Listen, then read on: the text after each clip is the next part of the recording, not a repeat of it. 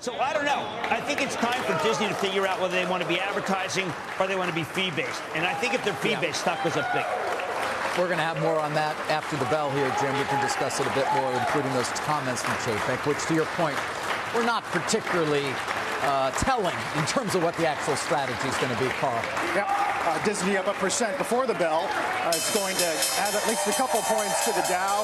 Let's get the opening bell on the CNBC real-time exchange with the big board.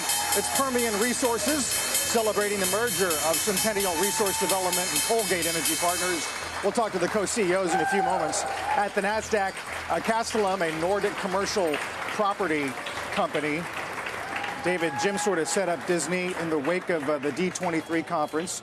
We did get some new previews of Avatar 2 and Black Panther 2, and then, of course, ancillary headlines about Chapek, about Loeb, about Hulu, Disney Plus, and so forth. Yeah, and again, to Jim's point, not that much from Mr. Chapek in terms of exactly what a new strategy may be for ESPN, but certainly pushing back against this idea that the asset would be better off no longer a part of the Disney family. Now, that was something that was introduced as well. By the way, I mean, it's not like it's a thought that hasn't occurred to people inside Disney for years and to any number of bankers, but it was also a part of that Loeb letter from a few weeks ago that we brought you.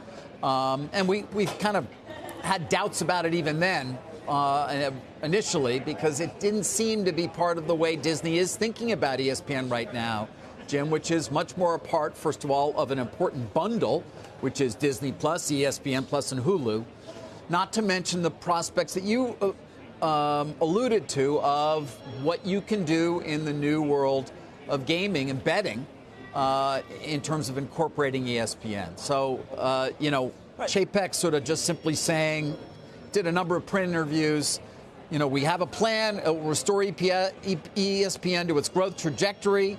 When the rest of the world knows what our plan is, our plans are, they will be as confident about that proposition as we are. Those were his quotes, I think, to the FT. All right, well, okay, so it wasn't that specific. Now, I think there are a couple of things. Theme parks are where they have to double down on.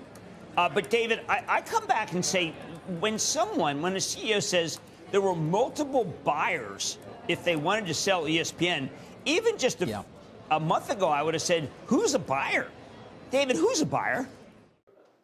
Shepard Smith here. Thanks for watching CNBC on YouTube.